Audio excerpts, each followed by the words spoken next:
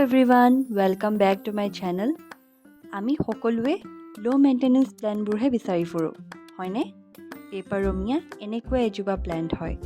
এই প্লেণ্টজোপা কম কেয়াৰতো ভালকৈ গ্ৰ' কৰিব পাৰে। পেপাৰমিয়া পাতৰ কালাৰ আৰু ডিজাইনৰ বাবে এইজোপা পপুলাৰ প্লেণ্ট হৈ পৰিছে। বহুতকে কোৱা শুনো পেপাৰমিয়া কেয়াৰ কৰিবলৈ অলপমান কঠিন হয় আৰু সোনকালে মৰিও যায়। কিন্তু আপোনালোকে যদি কেয়াৰ কেনেকৈ কৰিব লাগে তাৰ বিষয়ে অলপমান জানি লয় তেতিয়াহ'লে একেবাৰে সহজ হৈ পৰিব। ইয়াত আপোনালোকে কেইবাটাও স্পিচিছ পাব, যেনেকৈ baby rubber plant, variegated পেপাৰমিয়া, watermelon পেপাৰমিয়া ৰ'ছো, তেনেকৈ আৰু বহুত ধৰণৰ পোৱা যায়।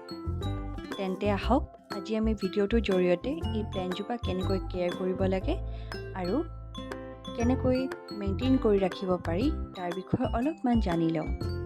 এয়া যি দেখিবলৈ পাইছে স্পাইকবোৰ ওলাই আছে, এয়া এই প্লেণ্টজোপাৰ ফুল বুলি ধৰা হয়। এই প্লেণ্টজোপা ড্ৰট টলাৰেণ্ট প্লেণ্ট হয়। ইয়াৰ মানে হৈছে খুব কম পানীটো ভাল ধৰণে ছাৰ্ভাইভ কৰিব পাৰে। সেইবাবে যেতিয়া চইলটো প্ৰিপেয়াৰ কৰিব তেতিয়া পানী যাতে ৰৈ নাথাকে তেনেকুৱা ধৰণৰ চইলহে প্ৰিপেয়াৰ কৰিব। তাৰ বাবে মই ইয়াত ব্যৱহাৰ কৰিছোঁ 10% কোকোপিট, 20% চেণ্ড, 10% পাৰ্লাইট, 20% বাৰ্মি কম্পোষ্ট আৰু লগতে 40% লিফ কম্পোষ্ট। লিফ কম্পোষ্টটো হৈছে পাতবিলাক ভালকৈ শুকুৱাই লৈ সেয়া মিহি কৰি মাটিত মিক্স কৰি আমি ইয়াত ব্যৱহাৰ কৰিছোঁ। এনেধৰণে চইলটো প্ৰিপেয়াৰ কৰিলে আপোনালোকৰ প্লেণ্টজোপা ভাল ধৰণে গ্ৰ' হ'ব আৰু পানী ৰৈও নাথাকিব। এতিয়া আমি লাইটৰ কথালৈ আহোঁ। এই প্লেণ্টজোপা ইনডাইৰেক্ট ছানলাইটহে ভাল পায়। সেইবাবে আপোনালোকৰ ঘৰৰ এনেকুৱা এটা জেগাত ৰাখিব য'ত ভালকৈ লাইট আহি থাকে।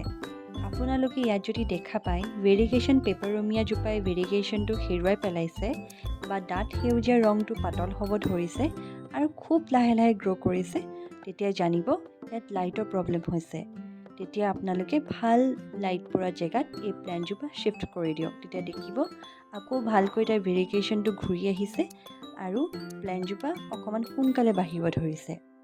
আৰু তেনেকৈ আকৌ মন কৰিব, যেতিয়া আপোনালোকে বেছি ৰ'দ পৰা জেগাত ৰাখিব এই প্লেণ্টজোপা ব্ৰাউন স্পট পৰিব আৰম্ভ কৰিব বা পাতখন জ্বলি যাবলৈ আৰম্ভ কৰিব। তেতিয়া ভাল ধৰণৰ এয়াৰ চাৰ্কুলেশ্যন হৈ থকা জেগাত বা ভাল লাইট পৰি থকা জেগাত এই প্লেণ্টজোপা শ্বিফ্ট কৰি দিয়ক। বেছিকৈ ৰ'দ পৰিলেও এই প্লেণ্টজোপাৰ বাবে বেয়া আৰু বেছি কম লাইট পৰিলেও এই প্লেণ্টজোপা ভালকৈ গ্ৰ' কৰিব নোৱাৰে। সেইবাবে এনেকুৱা এটা জেগাত ৰাখক যাতে সি ধুনীয়া এয়াৰ পাই থাকে বা এয়াৰ পাছ হৈ থাকিব পাৰে আৰু ভাল ধৰণৰ লাইট পৰি থাকে। মোৰ এই প্লেণ্টজোপাত আপোনালোকে দেখিব পাৰিছে নিশ্চয় পাতকেইটাত ব্ৰাউন স্পট পৰি আছে। এই ৰ'দ পৰাৰ বাবে এই ব্ৰাউন স্পটকেইটা পৰিছে। সেইবাবে ৰ'দ নপৰা জেগাতহে ৰাখক আৰু ভাল এয়াৰ চাৰ্কুলেশ্যন হৈ থকা জেগাত ৰাখক। এতিয়া আমি পানীৰ কথালৈ আহোঁ। যিহেতু মই আগতে কৈছোঁৱেই এইজোপা প্লেণ্টৰ বাবে খুব কম পানীৰ দৰকাৰ হয়।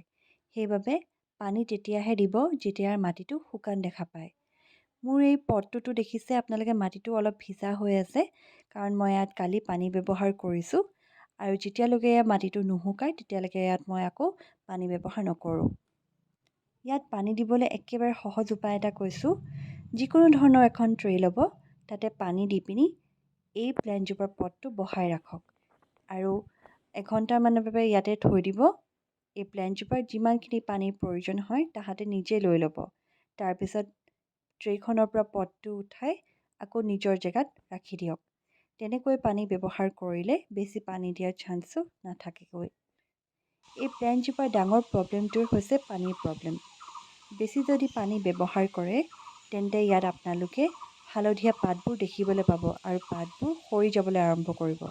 তেতিয়া আপোনালোকে গম পাব ইয়াত পানী বেছিকৈ ব্যৱহাৰ কৰাৰ বাবে এই প্ৰব্লেমটো আপোনালোকে দেখিব পাৰিছে। ইয়াৰ পৰা বাচিবলৈ সদায় পানী চাইহে ব্যৱহাৰ কৰক। কি পেষ্টৰ প্ৰব্লেম বুলি ক'বলৈ গ'লে ইয়াত দেখা পোৱা নাযায় বুলিয়ে ক'ব পাৰি। তথাপিও ইয়াত মিলিবাগছ বা বগা বগা পোকটো লাগি থকা দেখিব পাৰে। তেতিয়া নিম অইল ব্যৱহাৰ কৰিব।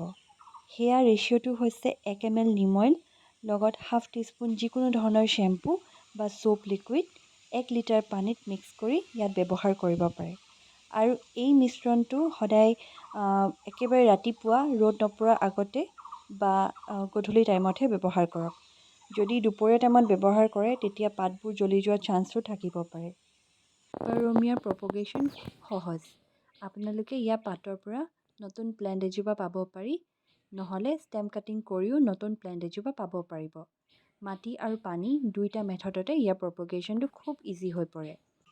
মই পাতৰ পৰা প্ৰপগেশ্যন কৰিছিলোঁ মাটিতে লগাই। এয়া দেখিবলৈ পাৰিছে শিপা ওলাব আৰম্ভ কৰিছে। মই অকল কোকোপিটহে ব্যৱহাৰ কৰিছোঁ ইয়াত, আৰু বেলেগ ধৰণৰ একো ছইল মিক্স ইয়াত ব্যৱহাৰ কৰা নাই। সহজতে এইজোপা প্লেণ্ট প্ৰপগেট কৰিব পাৰে। এয়াই আছিল এই প্লেণ্টজোপাত ল'বলগীয়া কিছুমান কেয়াৰিং টিপছ। আশা কৰোঁ মোৰ এই ভিডিঅ'টো চাই আপোনালোকে ভাল পালে।